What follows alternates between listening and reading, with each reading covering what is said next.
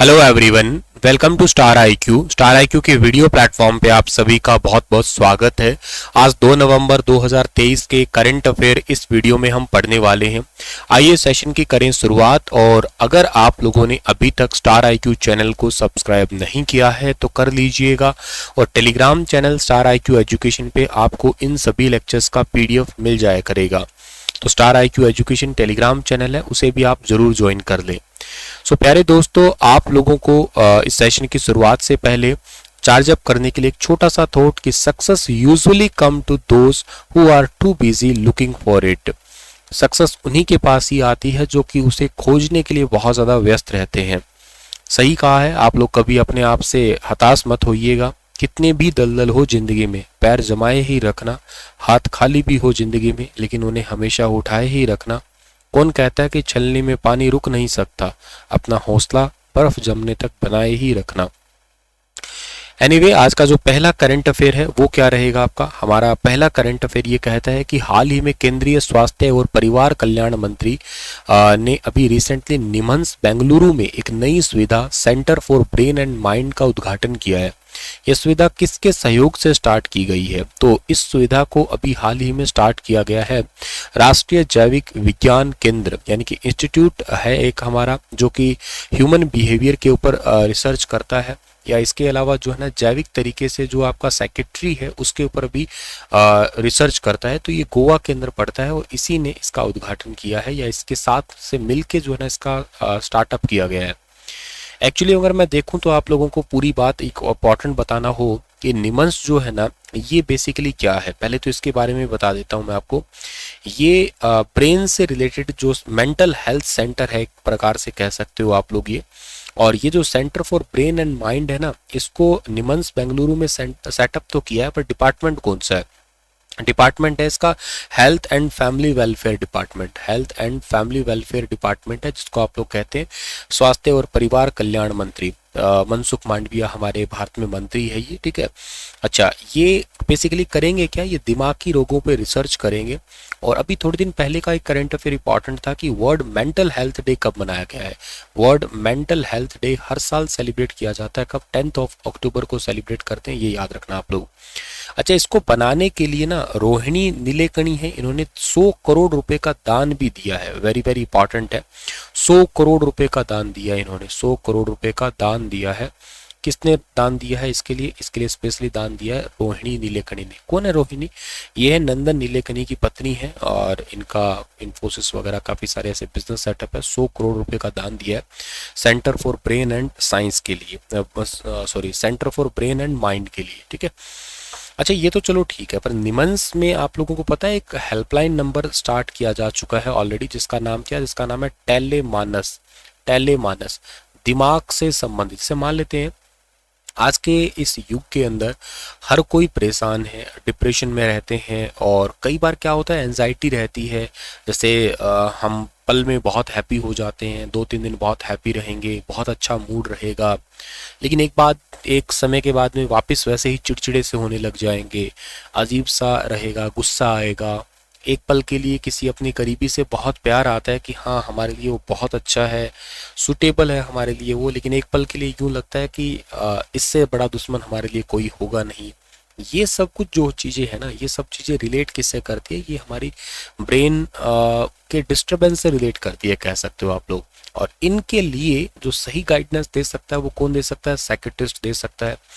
तो अब क्या है कि आप डॉक्टर के पास जाएं, वो एक बड़ा अपने आप में प्रॉब्लम आता है कि डॉक्टर के पास जाना भी एक अपने आप का इशू है। अभी जाएं डॉक्टर के पास दिखाएं, तो इसके लिए एक्सपीरियंस डॉक्टर मिलना भी इतना आसान नहीं होता है। क्योंकि देखो क्या है कि डॉक्टर जो है ना किसी भी फील्ड का हो, मुझे जहाँ तक समझ है वो एक्सपीरियंस्ड होना बहुत ज़रूरी है। ऐसे तो बीइंग ए साइंस टीचर या बीइंग ए साइंस स्टूडेंट मैं भी एक डॉक्टर बन सकता हूँ, या हूँ भी, यूँ समझ सकते हो आप लोग। कि जैसे मान लो कोई मेडिसिन्स है, बहुत हद तक मेडिसिन्स के बारे में पता है, मेडिसिन्स के नाम पता है, साइंस पढ़ी है तो मेडिसिन्स के नाम पता लग गए, और ये भी पता लग गया कि ये मेडिसिन्स किसके लिए होती है। मेडिकल में जैसे अपन ने बायोलॉजी पढ़ा डिटेल से, कुछ चीज़ें पढ़ी, जैसे मान लेते हैं कि हमने प्लेटलेट्स को पढ़ा, प्लेटलेट्स काउंट पढ़ लिया। अब किसी का सीबीसी हुआ तो प्लेटलेट्स काउंट को बायोलॉजिकल रेफरेंस से चेक करके हम भी बता सकते हैं उसके लिए प्रॉपर मेडिसिन्स क्या है। लेकिन मायना ये आता है कि एक्चुअली बहुत सारे प्रैक्टिकल मरीज को देखने के बाद ही एक डॉक्टर है वो डॉक्टर कहलाएगा। अब क्या है कि मुझे थ्योरेटिकल नॉलेज है इनकी, लेकिन कोई डॉक्टर होगा उसको प्रैक्टिकल नॉलेज होगी, क्योंकि ये थ्योरेटिकल हमने पढ़ लिया कि प्लेटलेट डाउन से क्या हो सकता है, या जो न्यूट्रोफिल्स है, ईसाइनोफिल्स है, बेसोफिल्स है, इनमें अगर लेवल्स में अप एंड डाउन होता है तो क्या हो सकता है। लेकिन जो डॉक्टर होगा प्रैक्टिकली सिम्टम देखेगा, और वो एक पर्सन में देखेगा, वो हजारों पेशेंट में देखेगा, क्योंकि हर किसी के सिम्टम अलग अलग हो सकते हैं, और उन सभी को देख के वो देखेगा कि कौन से पेशेंट को कौन सा ट्रीटमेंट दिया था जिससे उसको बेनिफिट मिला था, तो वो इन फ्यूचर के लिए उसको एज ए रेफरेंस सेव कर लेता है, अपने माइंड में कहिएगा या अपनी मेडिकल हिस्ट्री में कहिएगा। तो ये एक बहुत बड़ी बात होती है। तो साइकेट्रिस्ट भी अब बहुत इंपॉर्टेंट क्यों है, क्योंकि वो ब्रेन पे, जैसे क्या होता है कि ये कैजुअल बिहेवियर है भी, आप कभी बहुत ज़्यादा अप्स एंड डाउन्स में रहते हैं। जैसे मैंने अभी कहा कि आज के दौर के अंदर मान लेते हैं कि आप किसी के साथ में रिलेशनशिप में, एग्जांपल से मान लेते हैं, रिलेशनशिप वो किसी भी टाइप का हो सकता है, आप गर्लफ्रेंड बॉयफ्रेंड हो सकते हैं, आप हस्बैंड वाइफ हो सकते हैं, और आप अपने फादर मदर के साथ में भी हो सकते हैं, अपने एल्डर ब्रदर सिस्टर कोई भी हो सकते हैं वो। तो आप मान लेते हैं उनके साथ में 15-20 दिन के लिए बहुत हैप्पी रहते हैं, या कई कई बार ऐसा लगता है कि ये आपके लिए बहुत ही इंपॉर्टेंट है, बहुत आप प्रीशियस उनके साथ में टाइम स्पेंड करना चाहते हैं। पर कभी कभी यूँ लगता है कि उनके साथ में फाइट भी होती है, और यूँ कहिएगा कि बिल्कुल मन नहीं लगता है, इससे दूर भागने का मन होता है। ये अगर फ्रिक्वेंटली हो रहा है, देखो ऐसा नॉर्मल होना एक नॉर्मल बिहेवियर भी है, ऐसा नहीं है कि मतलब आप इसमें डिप्रेशन के शिकार है या आपको कोई मेंटल से रिलेटेड इशू है, लेकिन इसका मतलब ये फ्रिक्वेंटली होता है, अक्सर होता है, ये मतलब आपके साथ में रिपीट हो रहा है मल्टीपल टाइम, भैया आपके साथ में महीने में ये होता ही रहता है, आप अपने आप पे काबू रख ही नहीं पाते हैं, इट मीन्स आप डिप्रेशन के शिकार हो सकते हैं। सो इन लोगों के लिए एक टेली मानस एक जो टोल फ्री नंबर है ये स्टार्ट किया है निमहंस के अंदर। ये 24/7 आवर्स अवेलेबल है, मतलब आप दिन में, रात में, दोपहर में 3 बजे 4 बजे कभी मर्जी कॉल करिएगा। और इस पर सबसे ज़्यादा कॉल, अगर मैं पूरे डेटा की बात करता हूँ, मैंने इस पर डेटा एनालाइज किया, तो सबसे ज़्यादा जो कॉल जो है ना वो किसने किया, मतलब कौन से स्टेट ने किया, तो तमिलनाडु स्टेट जो है ना इसने सबसे ज़्यादा कॉल की है। और इसके बाद में महाराष्ट्र है सेकंड नंबर पे, थर्ड नंबर पे जो है ना इसके अंदर यूपी है जिन्होंने कॉल किया। स्टेट की बात करूं तो, और ये बड़े राज्यों की बात है, ये लार्ज स्टेट की बात कर रहा हूं मैं। स्मॉल स्टेट में सबसे ज्यादा कॉल किया है इसमें तेलंगाना ने, और तेलंगाना के अलावा जो है ना कॉल किया झारखंड ने सबसे ज्यादा, और झारखंड के अलावा कॉल किया केरल ने सबसे ज्यादा, इसके अंदर केरल ने। यूटी की बात अगर कर सॉरी जो यूटी नहीं, आपका जो पूर्वोत्तर राज्य है, यानी कि जो हमारे नॉर्थ ईस्ट के हैं ना, उसमें असम में सबसे ज़्यादा फ़ायदा उठाया इस योजना का, और असम के अलावा मिजोरम ने भी इसका फ़ायदा उठाया सबसे ज़्यादा, ठीक है ना। और यूटी में तो ये चंडीगढ़ दिल्ली है, ठीक है, तो ये भी इंपॉर्टेंट है। तो मतलब ये एक टेली मानस हेल्पलाइन नंबर है, जिससे ब्रेन से रिलेटेड जो है वो, या जो भी प्रॉब्लम है। अब साइकेट्रिस्ट क्या करते हैं सर, उनके पास में अब ऐसे पेशेंट आते हैं, जैसे फॉर एग्जांपल मैंने ये कहा, मान लेते कोई पर्सन है और अपनी शॉप के वो लॉक करके और वो चला गया, थोड़ी देर के बाद में आके फिर से अपने लॉक को चेक कर रहा है, वो उसको भरोसा नहीं है, लॉक उसी ने किया लेकिन फिर वो भूल गया, या मान लो भरोसा नहीं है। ये जो चीज़ें हैं ये सब कुछ ब्रेन डिसऑर्डर्स होते हैं एक्चुअली, ठीक है ना। ये जैसे ब्रेन के कई सारे डिसऑर्डर होते हैं ना, दिमाग में डिजीज से ज़्यादा डिसऑर्डर्स होते हैं, जैसे सिजोफ्रेनिया कह सकते हो, हेलुसिनेशन कह सकते हो, बहुत स्पेसिफिक हो जाना, कोई मुझे बस मुझे ही प्यार करे, सिर्फ कोई मेरे लिए ही बने, हर छोटी छोटी बात पे बहुत ज़्यादा एग्रेसिव हो जाना, बात का मतलब बतंगड़ बना देना, यूँ समझिए हर छोटी सी बात को। ये ब्रेन में बहुत सारे डिसऑर्डर्स होते हैं आपके, पर्सनैलिटी डिसऑर्डर्स हो सकते हैं, एमपीडी होता है, मल्टीपल पर्सनैलिटी डिसऑर्डर होता है आपका, ठीक है, कई सारे ऐसे होते हैं, मतलब हम कभी साइंस की क्लास में इनको बहुत डिटेल से पढ़ेंगे। और ये आई थिंक बहुत ज़्यादा इंटरेस्टिंग, और इंटरेस्टिंग के साथ साथ ये इंपॉर्टेंट भी है आज के टाइम में जानना भी अपने आप को। अच्छा, इनको ठीक किया जा सकता है, हाँ इनको ठीक किया जा सकता है, या तो रेगुलर मेडिटेशन किया जाए, हेल्दी फूड लेने से हो सकता है, और मतलब स्लो म्यूजिक सुनने से हो सकता है, एक पॉइंट पे अपना फोकस करने से हो सकता है, अपने आप पे थोड़ा कंट्रोल करना, जैसे मतलब ये चीज़ें कभी आती है, एंजाइटी आती है, हाइपरनेस आती है, तो उनको समझाना कि भाई नहीं, इसको मतलब इजी वे में इसको कंट्रोल करना है। तो ऐसी सारी चीज़ें हैं आपकी, कई सारी चीज़ें हैं, कभी मैं इस पर एक सेपरेट सेशन लेता हूँ आपके लिए। एनीवे, नेक्स्ट आपका क्वेश्चन आता है कि श्री धर्मेंद्र प्रधान ने अभी रिसेंटली विश्व कौशल प्रतियोगिता 2022 के विजेताओं को सम्मानित किया है, भारत के वैश्विक प्रतिस्पर्धा में अब तक की सर्वश्रेष्ठ रैंकिंग क्या है? सुपर इंपॉर्टेंट क्वेश्चन है। Education, skill development and entrepreneurship Shri Dharmendra Pradhan has honoured the winners of the world skill competition 2022। India has achieve the best ever ranking in global competition. तो अब तक के लिए सबसे बेस्ट रैंकिंग हमारी इंडिया की रही है, 11th रही है। ऑप्शन नंबर डी इस क्वेश्चन का हमारा बिल्कुल ठीक रहेगा। इसमें इंडिया ने क्या लिया था? इसमें इंडिया ने टोटल 2 तो सिल्वर मेडल लिए हैं, ठीक है ना, 2 तो सिल्वर मेडल लिए हैं इंडिया ने, और इसके अलावा 3 इसके अंदर इंडिया ने लिए हैं क्या? ब्रॉन्ज मेडल लिए हैं। 3 इसमें ब्रॉन्ज मेडल आए इंडिया के, ठीक है। अच्छा, वर्ल्ड स्किल जो आपका वर्ल्ड स्किल ऑर्गेनाइजेशन जो है ना, वो इसको बेसिकली करती है। ये हुआ 2022 वाला है। आप कहोगे सर 23 चल रहा है, 22 क्यों? क्योंकि चाइना में हुआ, तो चाइना में पिछले साल कोविड चल रहा था, दैट्स वाई ये हुआ 23 में, पर है ये नाम 22 का ही आपका। इसके लिए पहले क्या होता है, एक इंडिया के अंदर एक स्किल कंपटीशन होता है। अब उसके बाद में जो है ना वही, जैसे मतलब इंडिया में जो बेस्ट आया है, इंडिया का स्किल कंपटीशन जिसने जीता वो फिर वर्ल्ड स्किल कंपटीशन में पार्टिसिपेट करता है फिर बाद में, ठीक है। चलिए आगे जाते हैं और अगला क्वेश्चन हमारे पास में आता है। तो ग्लोबल मैरीटाइम इंडिया समिट 2023 के तीसरे संस्करण का उद्घाटन अभी रिसेंटली कहाँ पे हुआ है? Prime minister Narendra Modi has inaugurated the third edition of the countries largest maritime event, the global maritime India summit 2023। The summit will be held in. ये समिट कहाँ पे हुआ है अभी हाल ही में? तो ये समिट हुआ है रिसेंटली मुंबई के अंदर। मुंबई के अंदर हुआ, ये थर्ड इसका समिट था। ये पहली बार समिट भी मुंबई में ही हुआ था। फर्स्ट टाइम 2016 के अंदर हुआ था, ध्यान रखना आप लोग, और सेकंड टाइम ये हुआ था फिर 2021 के अंदर हुआ था ये, ठीक है ना। और 2021 के अंदर हुआ था ना, तो वो कोई जगह नहीं थी एक्चुअली, उस टाइम पे हुआ था ये वर्चुअल टाइप से, क्योंकि कोविड की सिचुएशन है, आप लोगों को पता ही है। पीएम मोदी ने इसका अभी इनॉग्रेशन किया है, ग्लोबल मैरीटाइम इंडिया समिट 2023 का। और मैरीटाइम सेक्टर के लिए ऐसा किया है। मैरीटाइम सेक्टर में क्या है? मैरीटाइम सेक्टर में एक विजन है हमारा, और विजन हमारा क्या है? विजन हमारा है अमृतकाल, ठीक है ना, सीधा सा विजन है हमारा अमृतकाल। अमृतकाल विजन है, और अमृतकाल विजन क्या कहता है? अमृतकाल विजन है 2047 का। और इसको एक्चुअली हम लोग अमृत काल तो कह ही रहे हैं, इसको कर्तव्य काल भी सोच रहे हैं हम लोग। कहते हैं हमारा भाई इंडिया को डेवलपिंग कंट्री से डेवलप्ड कंट्री में कन्वर्ट करना है। तो डेवलप्ड कंट्री में कन्वर्ट करने के लिए हमें चाहिए क्या? हमें चाहिए भाई, हमें कर्तव्य बनाना ना इसको, तो इस करके इसको हम कर्तव्य काल के नाम से भी जान रहे हैं, क्योंकि 2047 में हमारा 100 साल पूरे हो जाने वाले हैं, ठीक है। सो वेरी इंपॉर्टेंट है। अच्छा, मोदी जी ने अभी एक रिसेंटली एक चीज़ का और इनोग्रेशन किया था, और बहुत इंपॉर्टेंट होगा आपके लिए वो। कभी आपने टूना टेकरी नाम सुना है? टूना टेकरी, टूना टेकरी, ठीक है ना, टूना टेकरा है, सॉरी टूना टेकरा होगा ये, हाँ टूना टेकरा है। टूना टेकरा टर्मिनल है एक्चुअली, टूना टेकरा टर्मिनल। और टूना टेकरा टर्मिनल है कहाँ पे पता है आपको? ये बना हुआ है ट्रिपल पी मॉडल पे, पब्लिक प्राइवेट पार्टनरशिप, मतलब सरकार और गवर्नमेंट, सॉरी गवर्नमेंट और के साथ में प्राइवेट, इन दोनों को मिलके ही है। और ये ग्रीन फील्ड है, ऑल वेदर भी है। ऑल वेदर का मतलब क्या है? चाहे सर्दी हो चाहे गर्मी हो, यहाँ पे सब कुछ सामान उतारा लादा जा सका है। टूना टेकरी टर्मिनल वैसे क्या है बता देता हूँ, यहाँ पे दुनिया भर की जहाजें आएंगे, दुनिया भर का सामान उतारा जाएगा, लादा जाएगा, तो बहुत बड़ा एक बिजनेस हब बनेगा। ये दीनदयाल पोर्ट है गुजरात के अंदर, आपको कभी नाम सुना हो आपने, दीनदयाल पोर्ट। और ये दीनदयाल पोर्ट कहाँ पे? गुजरात में है। और इसका नाम पहले कांडला पोर्ट हुआ करता, ठीक है ना, कांदला पोर्ट, कांडला पोर्ट या कांदला पोर्ट, एक्चुअली इसका शायद नाम इसका कांदला है, किताबों में कांडला भी लिखा होता है, गुजरात में है ये, ठीक है।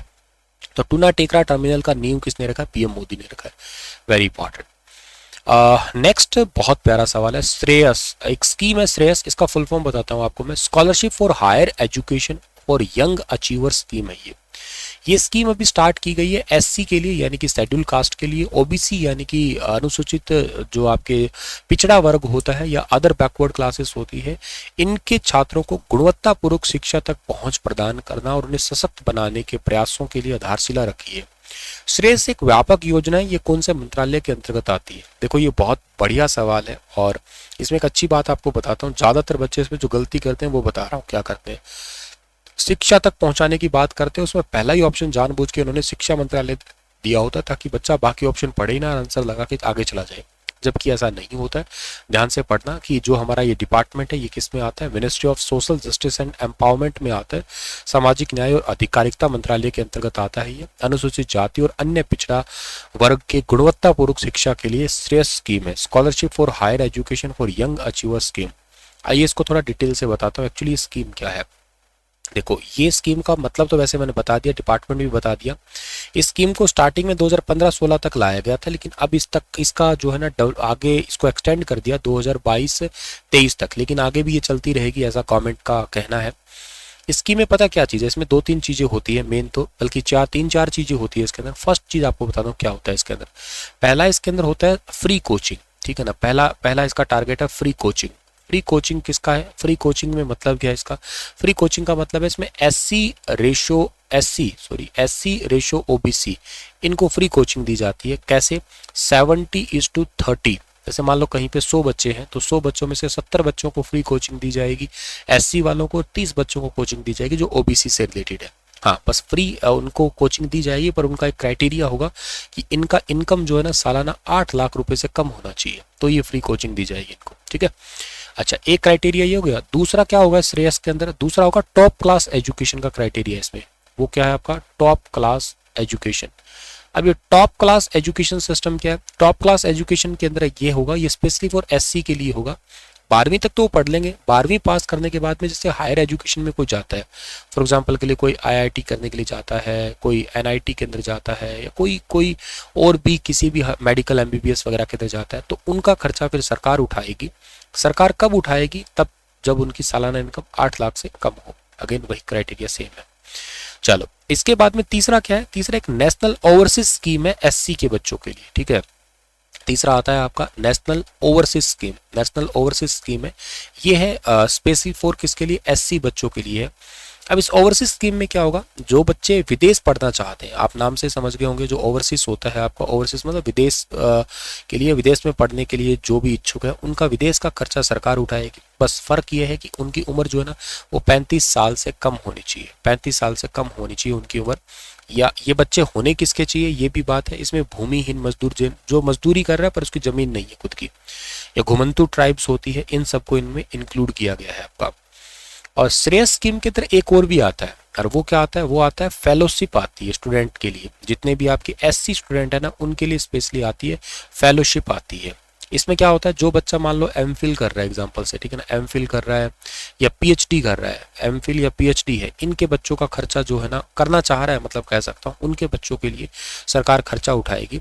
हाँ, बस फर्क ये है कि अगर कोई फेलोशिप स्कीम है, इसका बेनिफिट उठाना चाहता भी है तो उसका नेट क्लियर होना चाहिए, ठीक है ना। यूजीसी नेट जो है ना उसका क्लियर होना चाहिए, तो ही उसको नेशनल फेलोशिप स्कीम है इसका लाभ दिया जाएगा, ठीक है।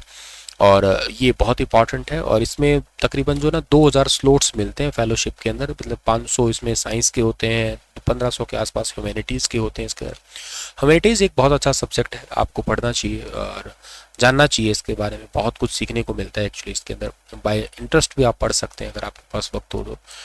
खैर, आगे जाते हैं तो हाल ही में यूएनएससी ने हैती में सुरक्षा बहाल करने, महत्वपूर्ण बुनियादी ढांचे की रक्षा करने और बढ़ती हिंसा को नियंत्रित करने के लिए बहुराष्ट्रीय सुरक्षा mission MSS multinational security mission को मंजूरी दी है। इस मिशन का नेतृत्व निम्नलिखित में से किस देश के द्वारा किया गया है? तो इस मिशन का नेतृत्व अभी रिसेंटली किया गया है, किसके द्वारा?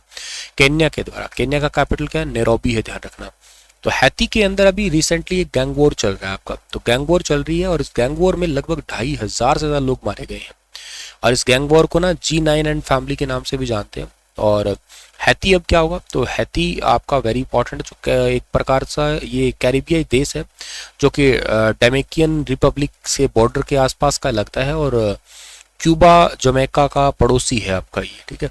तो ये काफ़ी इंपॉर्टेंट है, तो इसको ज़रूर याद रख लेना आप लोग, ठीक है। चलिए आगे बढ़ें, और अगला सवाल हमारे पास में जो है ना वो क्या रहेगा कि हाल ही में भूमि संसाधन विभाग ने मिट्टी और पानी जैसे नष्ट हुए प्राकृतिक संसाधनों का दोहन, संरक्षण और विकास करके पारिस्थितिक संतुलन को बहाल करने के लिए प्रधानमंत्री कृषि सिंचाई योजना वाटरशेड विकास घटक की निगरानी के लिए एक समझौता ज्ञापन पर हस्ताक्षर किए हैं। तो इस डिपार्टमेंट का नाम क्या है? इस डिपार्टमेंट का नाम है national remote sensing centre. Very important है, नेशनल रिमोट सेंसिंग सेंटर है। एक समझौता हुआ है। ये basically national remote sensing centre पता है क्या किसके अंडर आता है? ये आता है इसरो के अंडर आता है। इसरो के अंडर, हैदराबाद में इसका हेडक्वार्टर है, इसरो के अंडर आता है ये। और जो भूमि संसाधन विभाग है ना, ये किसके अंडर आता है? ये आता है ग्रामीण विकास डिपार्टमेंट जो होता है ना, जो आपका rural development programme, rural development जो आपका डिपार्टमेंट कह लो या मिनिस्ट्री कह लो, उसके अंडर आता है। क्या करेंगे सर ये? एक्चुअली क्या करेंगे, मिट्टी और पानी है या इसके अंदर अलावा एक्सेट्रा जो भी नेचुरल रिसोर्सेस है उनका दोहन रोकें। मतलब लगातार जैसे पानी का बहुत यूज हो रहा है, मिट्टी का बहुत यूज हो रहा है, तो उसको उसका दोहन रोकेंगे। अति दोहन खराबी होता है, अति हर चीज की हानि होती है। अति तो है ही, आप सबको पता ही है। और इसके ये सब कुछ किसके अंडर काम हो रहा है, ये प्रधानमंत्री कृषि सिंचाई, जैसे आपको पता है ना, ये जो है मैंने आपको WDC लिखा है अभी हाल में, वाटर शेड इसको विकास घटक के नाम से जाना करते हैं हम लोग, ठीक है। तो प्रधानमंत्री कृषि सिंचाई का मतलब जहाँ पे कृषि में पानी नहीं पहुंच पा रहा है तो उसको एक्चुअली पूरा पूरा पहुंचाया जा सके। और वाटरशेड जो आपका वाटरशेड डेवलपमेंट प्रोग्राम है आपका, तो ये 2.0 है, ये इसी के निगरानी के लिए कि कहाँ कहाँ पे पानी पहुंच रहा है आपका। सो ये इंपॉर्टेंट है। अच्छा, जो ये आपका नेशनल रिमोट सेंसिंग सेंटर ना, इन्होंने एक एप्लीकेशन भी बनाया था सैटेलाइट को डेटा देने के लिए, भुवन एप्लीकेशन, काफी चर्चा में रहा था इंडिया में ये, ठीक है ना। भुवन एप्लीकेशन बनाया था इन्होंने, ठीक है। हालांकि इसके डेटा को एनालाइज करने के लिए 2 एप्लीकेशन है, मोबाइल एप्लीकेशन। एक मोबाइल एप्लीकेशन का नाम तो है दृष्टि, ठीक है ना, दृष्टि है, दृष्टि 2.0 है, ये मोबाइल एप्लीकेशन है, ध्यान रखना, ठीक है। और एक है मोबाइल एप्लीकेशन वेबसाइट है जिसका नाम क्या है, जिसका नाम है सृष्टि। सृष्टि ये वेबसाइट है डेटा को एनालाइज करने के लिए, ठीक है। तो दोनों आप लोग याद कर सकते हो, दृष्टि और सृष्टि 2.0 साथ में लगा हुआ है। हाल ही में इंडिया पोस्ट पेमेंट बैंक ने ग्रामीण और दूर दराज के क्षेत्रों में MSME उद्योगों को वित्तीय और अन्य सहायता देने के लिए किसके साथ एक समझौता किया है, इन्होंने किया है Bharatiya Laghu Udyog Vikas bank, small industries development bank of India, SIDBI के साथ समझौता किया अभी हाल ही में। सिडबी का हेडक्वार्टर पेपर में एक बार आया था, लखनऊ में पड़ता है, ध्यान रखना, लखनऊ, गोमती नदी के किनारे पड़ता है लखनऊ, तो ये भी फेमस है आपका। और इसके अलावा जो इंडियन पोस्ट पेमेंट बैंक है, एकमात्र सरकारी पेमेंट बैंक है जो डाक विभाग के अधीन आता है। और इसके अलावा संचार मंत्रालय, मतलब डिपार्टमेंट अगर पूछा जाए तो ये आपका पोस्टल डिपार्टमेंट है, लेकिन जो आपका मिनिस्ट्रियल डिपार्टमेंटल पूछा जाए तो वो आपका कम्युनिकेशन के अंतर्गत आता है ये। अच्छा, मैं आपको बताऊं MSME क्या होता है, पता है आप लोगों को MSME के बारे में क्या? MSME में एक आता है माइक्रो। माइक्रो माइक्रो का मतलब होता है जिनमें इन्वेस्टमेंट जो है ना वो 1 करोड़ से कम का होता है, मतलब अप टू 1 करोड़ है, और इनका टर्नओवर जो है ना वो लगभग 5 CR के आसपास होता है, या लेस देन 5 CR कह सकते हो आप लोग, ये माइक्रो कहलाती है। जो स्मॉल होती है ना, स्मॉल, ये क्या होता है, इनका इन्वेस्टमेंट 10 CR से नीचे होता है आपका, मतलब अंडर 10 CR कह लो, और इनका सालाना टर्नओवर जो है ना 50 CR का रहता है आपका। और इसके अलावा इसमें एक आता है मीडियम भी आता है आपका, मीडियम। मीडियम में क्या होता है, इनका जो इन्वेस्टमेंट है वो 20 CR के अंडर रहता है, और टर्नओवर जो है ना इनका 100 CR के अंडर रहता है आपका, 100 CR। तो ये होता है MSME, micro, small and medium, ठीक है। खैर आगे बढ़ते हैं, अगला सवाल है कि द इम्पेरेटिव ऑफ कटिंग, एक जो आपकी रिपोर्ट आई थी, imperative of cutting methane from fossil fuels, शीर्षक से ग्लोबल वार्मिंग से निपटने के लिए मीथेन शमन के महत्व पर जोर दिया। और यह रिपोर्ट संयुक्त राष्ट्र पर्यावरण कार्यक्रम जो UNEP है, यूनाइटेड नेशन एनवायरमेंट प्रोग्राम, और UNEP द्वारा आयोजित जलवायु और स्वच्छ वायु गठबंधन और के साथ में इंटरनेशनल एनर्जी एजेंसी ने अभी रिसेंटली जारी की है। आपको मैं बता देता हूँ, मीथेन जो है ना ये बहुत खतरनाक है। खतरनाक इससे कि इससे डेथ भी हो सकती है, मतलब ज़्यादा बढ़नी नहीं चाहिए, वही बात है आपकी, ठीक है। और इनका एक टारगेट है कि दुनिया भर का आने वाले समय में 1.5 डिग्री सेल्सियस से ज़्यादा टेम्परेचर होना नहीं चाहिए, ठीक है। तो ये औसत तापमान दुनिया भर का मतलब। रक्षा मंत्रालय ने 310 करोड़ रुपए की लागत से किसके साथ भारतीय तट रक्षक इंडियन कोस्ट गार्ड के लिए एक प्रशिक्षक जहाज के निर्माण के लिए अनुबंध पे हस्ताक्षर किए हैं। तो अभी ये जहाज बनाएगा कौन? मझगांव डॉकयार्ड शिपयार्ड लिमिटेड, जो मुंबई के अंदर पड़ता है। तो रक्षा मंत्रालय ने भी समझौता किया है इसके लिए, ठीक है। इसके लिए 310 करोड़ रुपए की लागत आएगी। और भारत की पहली जो इंडियन कोस्ट गार्ड एकेडमी है वो कहाँ बन रही है, ये पेपर में बहुत इंपॉर्टेंट अब पूछ ली जा चुकी है ऑलरेडी। ये है मंगलोर के अंदर, ध्यान रखना। ये पहली है, भारत की पहली, मंगलोर कर्नाटक में पड़ता है, और पहली Indian coast guard academy Mangalore Karnataka में बन रही है। हेलीकॉप्टर ऑपरेटर और जिला अधिकारियों के बीच एक पारिस्थितिकी तंत्र बनाने के लिए एक साझा मंच बनाने के लिए हेली सेवा पोर्टल लॉन्च किया। ये पोर्टल पहल किसकी है? हेली सेवा पोर्टल जो है ना, ये नागरिक उड्डयन मंत्रालय, ministry of civil aviation, Jyotiraditya Scindia जो इसके मंत्री है अभी के लिए। एक्चुअली पता है कि हेलीकॉप्टर का आजकल यूज बहुत बढ़ा, लोग किराए पे लेके आते हैं। कभी तुमने सुना होगा दुल्हन को किराए हेलीकॉप्टर में लेके आए वगैरह, या घूमने के लिए, ऐसे मतलब है ये। और इसमें जो हेली सेवा पोर्टल है ये नागरिक उड्डयन मंत्रालय ने स्टार्ट किया ताकि हेलीकॉप्टर का ज़्यादा से ज़्यादा यूज हो सके। मैं आपको एक क्वेश्चन बताता हूँ, बहुत इंपॉर्टेंट होगा वो, और यकीनन आपके पेपर में मिलेंगे देखने वाले। 5th नंबर का हेलीकॉप्टर स्मॉल एयरक्राफ्ट समिट हुआ था अभी रिसेंटली। ये कहाँ पे हुआ था? ये हुआ था खजुराहो के अंदर, ये ध्यान रखना आप लोग, खजुराहो के अंदर हुआ था। 5th helicopter small and aircraft summit हुआ था खजुराहो। खजुराहो कहाँ पड़ता है? एमपी में पड़ता है। और खजुराहो जो है ना यूनेस्को वर्ल्ड हेरिटेज साइट भी है, जो छतरपुर जिले के अंदर है। ठीक है, पेपर में ये भी क्वेश्चन आ सकता है आपका। खजुराहो, खजुराहो एक आपकी वर्ल्ड हेरिटेज साइट है, यूनेस्को की वर्ल्ड हेरिटेज साइट है। कहाँ पड़ता है? ये पड़ता है छतरपुर में। छतरपुर कहाँ पड़ता है? एमपी के अंदर। ठीक है, अच्छा मैं आपको बताता हूँ, एविएशन से रिलेटेड एक और स्कीम मुझे याद आ रही है, उड़ान स्कीम है, आपको भी याद आ रही होगी, खैर ये पढ़ा भी होगा, उड़ान 5.1। ठीक है, ये हेलीकॉप्टर के लिए है, जितने भी हेलीकॉप्टर है उन सभी के लिए उड़ान सेवा है, ये स्कीम है, ये ध्यान रखना आप लोग। हेलीकॉप्टर के लिए ये स्कीम है, सो सुपर इंपॉर्टेंट है, इसको जरूर याद कर लेना आप लोग। ठीक है, लिख भी सकते हो आप लोग हेलीकॉप्टर। ठीक है, अच्छा एक हेलीकॉप्टर के लिए इसमें होगा क्या? वैसे इसमें होगा ना 25% तक किराए की छूट दी जाती है हेलीकॉप्टर के टिकट के ऊपर, और इसके लिए पूरे भारत में अब तक टोटल लगभग 46 रास्ते खोज लिए जा चुके हैं। एक स्कीम है उड़ान 5.2 स्कीम है, 5.2। ये किसके लिए है? ये एयरक्राफ्ट के लिए। एयरक्राफ्ट में भी किसके लिए? स्मॉल एयरक्राफ्ट के लिए, छोटे एयरक्राफ्ट के लिए। इसमें कुछ एयरक्राफ्ट आते हैं जैसे कैटेगरी के आते हैं, कैटेगरी 1A वाले आते हैं, जिसमें ना 9 सीट से कम होती है, 9 से कम सीट होती है ना, उनको कहा करते हैं कैटेगरी A1 वाले। और जिनकी कैटेगरी मतलब A1 नहीं कहूँगा मैं, 1A कहूँगा, और कैटेगरी जिनकी 1 होती है ना, उनमें 20 सीट तक होती है आपकी। तो इसके लगभग अभी तक के लिए ना 22 ऐसे मार्ग जो खोज लिए जा चुके हैं, और जो हेलीकॉप्टर वाले लगभग 46 मार्ग खोज लिए जा चुके हैं। हाल ही में निम्नलिखित में से कौन सा राज्य सरकार बाजरा के उपयोग को बढ़ावा देने के लिए 3 दिवसीय श्री अन्न महोत्सव और एक राज्य स्तरीय बाजरा कार्यशाला का आयोजन करेगी? तो ये जो आयोजन करने वाली है ना, ये करने वाली है कौन सी राज्य सरकार? ये करेगी उत्तर प्रदेश। उत्तर प्रदेश के लखनऊ के अंदर होगा ये श्री अन्न महोत्सव। आपको याद है मोदी जी ने श्री अन्न 2023 को घोषणा की है। श्री अन्न में अपने क्या क्या आते हैं? अपने आते हैं श्री अन्न का मतलब मोटे अनाज, मतलब रागी आती है इसके अंदर ज्वार आता है, इसके अंदर बाजरा आता है। ठीक है ना, रागी है, ज्वार है, बाजरा है, ये सब आते हैं मुख्य रूप से। तो यूपी के हर जिले में मिलेट के में उत्पादकता को बढ़ावा देना या उसके महारत प्राप्त करने के लिए, जैसे मतलब मान लेते हैं कि हर जिले के अंदर जिसने यूपी में बहुत अच्छे से महारत हासिल की है बाजरे को या रागी को या जवार को लोगों तक पहुंचाने के लिए, ऐसे टोटल 50 किसान हैं इस सम्मेलन के अंदर आएंगे भी। ठीक है, सो ये इंपॉर्टेंट होगा। इंटरनेशनल ईयर ऑफ मिलेट्स भी आप याद कर सकते हो, 2023 है ही। के अलावा हाल ही में निम्नलिखित में से किस संस्थान और national institution of communication finance वित्त पुनर्गठन आदि के विभिन्न क्षेत्र में वकालत है, जैसे कि अनुसंधान सहायता है, जैसे कि तकनीकी और हैंड होल्डिंग सहायता है, और क्षमता है निर्माण सेवाओं के लिए, दोनों संस्थानों की पेशेवर क्षमताओं को समन्वित करने के लिए एक समझौता किया है? Recently, which of the following institution and National Institute of Communication Finance have signed an MOU to coordinate the professional capabilities of both the institution for advocacy, research assistant, technical and hand-holding assistant, and capacity building services in various area of finance, restructuring, etc. Has the memorandum been signed? तो ये sign हुआ है भारतीय corporate कार्य संस्थान Indian institute of corporate affairs, इसके साथ में एक समझौता हुआ है ये आपका।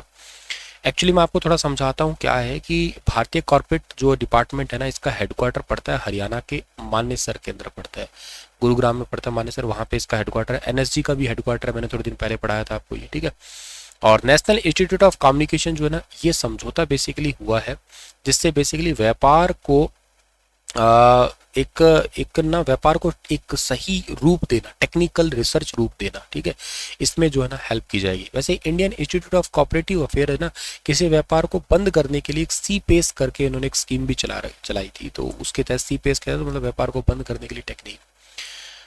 नेक्स्ट आपका है कि 69th number national film award मिले अभी रिसेंट ही अक्टूबर महीने में, तो उसमें सर्वश्रेष्ठ अभिनेता का अवार्ड किसे मिला? अल्लू अर्जुन को मिला। देखो इसमें बहुत सारे अवार्ड होते हैं पर मैं आपको कुछ मेन बता देता हूँ। ठीक है, सर्वश्रेष्ठ अभिनेता का अवार्ड तो अल्लू अर्जुन को मिला है। कौन सी मूवी के लिए मिला इनको मिला पुष्पा के लिए, पुष्पा फिल्म के लिए मिला इनको। अच्छा, फीचर फिल्म के जूरी हेड कौन थे, ये क्वेश्चन पूछा जाता है। जूरी हेड थे श्री केतन मेहता जूरी हेड है इसके। अच्छा, इसके अलावा नॉन फीचर फिल्म के जूरी हेड कौन थे? तो जो नॉन फीचर फिल्म है उसके जूरी हेड थे श्री वसंत, ठीक है ना, श्री वसंत एस भाई पूरा नाम था इनका, एस आई, ठीक है ना, ये याद रखना भाई, गलती से बोला। इसके अलावा आप याद करना बेस्ट फीचर फिल्म का अवार्ड किसे मिला? ये रॉकेटरी को मिला था। बेस्ट चाइल्ड आर्टिस्ट मिला था, किसको मिला था? ये हेलो शो के लिए मिला था, एक भाविन को मिला था। बेस्ट एक्ट्रेस आलिया भट्ट को गंगूबाई के लिए, कृति सेनन को मिमी के लिए मिला है। इसके अलावा बेस्ट चिल्ड्रन फिल्म मिली थी गांधी एंड जो corporation, Gandhi and company sorry, ये अपनी है मनीष सैनी जो कि हरियाणा के नारनौल के ही हैं। नरगिस दत्त अवार्ड किसको मिला था? विवेक अग्निहोत्री को मिला था द कश्मीर फाइल के लिए, ठीक है। तो कई सारी चीजें हैं आपकी, जैसे एक best non feature film award मिला सृष्टि लखेरा को, एक था गाँव उनकी, इसके लिए। बेस्ट एनवायरमेंट फिल्म मिला था एक एनवायरमेंट मलयालम मूवी थी, मुन्नम मुन्नम करके नाम था, मुझे नाम ध्यान नहीं आ रहा पूरा, प्रदीप की मूवी थी, एग्जैक्ट ध्यान नहीं आ रहा, भी मुन्नम करके कुछ था, मुन्नम याद कर लो, ठीक है ना, फिलहाल के लिए आप इतना याद कर लो, मुन्नम, एग्जैक्ट मुझे ध्यान नहीं आ रहा पूरा क्या नाम था, ये एनवायरमेंट मूवी थी बेस्ट, ठीक है।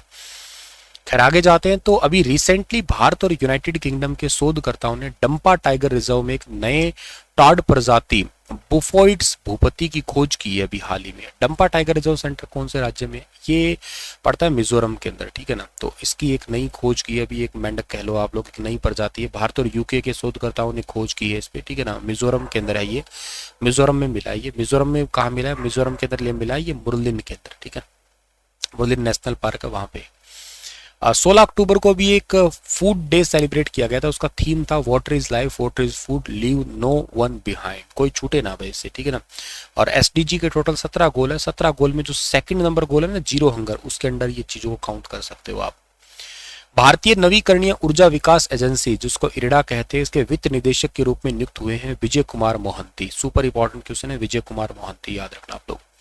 हाल ही में जलवायु लचीले मत्स्य पालन प्रबंधन के लिए दिशा निर्देश विकसित करने के लिए अंतर्राष्ट्रीय मत्स्य पालन सुशासन की मुख्य धारा में जलवायु परिवर्तन को शामिल करना और हिंद प्रशांत मत्स्य में जो सुदृढ़ बनाने के लिए किस अंतर्राष्ट्रीय संगठन ने इस सम्मेलन का आयोजन किया था? तो सम्मेलन हुआ था Food and Agriculture Organization FAO के द्वारा, ये पूरा ऑर्गेनाइजेशन किया गया था आपका, ठीक है। और FAO का हेडक्वार्टर रोम के अंदर पड़ता है, ध्यान रखना आप लोग, ठीक है ना। ये एक पहला मल्टीपर्पज स्वैड बनने एक ना बहुत इंपॉर्टेंट क्वेश्चन है, पेपर में आया हुआ था, ये एक सी वीड, जानते हो आप लोग सी वीड क्या होता है? समुद्री खरपतवार है। ये पार्क कहाँ बनेगा पता है आपको? ये बनेगा तमिलनाडु में बनेगा, पर तमिलनाडु में एक जगह है वल्ला मनुआर ऐसे करके जगह है, ये रामनाथपुरम में पड़ती है, वल्ला मनुआर करके स्पेलिंग शायद देख लेना आप लोग, ठीक है ना। वल्ला मुवार करके जगह है जहां पे जो है ना पहला मल्टीपर्पज सी वीड बनने वाला है। और भारत का पहला सी फूड एक्सपोर्ट 2023 में जो है ना $8 बिलियन के आसपास का था। इसमें झींगा इंश्योरेंस योजना है, कह सकते हो आप लोग एक प्रकार से, मोटे तौर पे यही है। बैक टू विलेज कार्यक्रम का 5वां जो चरण है ना, अक्टूबर के लास्ट वीक के अंदर हुआ है अभी ये। तो ये बेसिकली जो है ना इसका बैक टू विलेज जो है ना, ये हुआ कहाँ पे? ये हुआ जम्मू एंड कश्मीर के अंदर। इसका 5वां चरण हुआ है जम्मू कश्मीर में। पहला इसका जून 2019 के अंदर हुआ था, ठीक है। सरकारी योजनाओं के ठीक कौन कौन सी चल रही है, सरकारी योजना चल रही है कि नहीं चल रही है, उनको देखने के लिए, जांच करने के लिए ये बैक टू विलेज कार्यक्रम है, ठीक है। चलिए आज का सेशन इतना ही था। Thank you so much. कैसा लगा सेशन बताइए जरूर आप लोग। कल फिर हाजिर होता हूँ आपके साथ में लेटेस्ट करंट अफेयर के साथ में। तब तक अपना ख्याल जरूर रखना। चैनल को सब्सक्राइब और स्टार IQ टेलीग्राम चैनल को ज्वाइन कर देना, वहाँ पे इस क्लास का PDF मिल जाएगा आपको।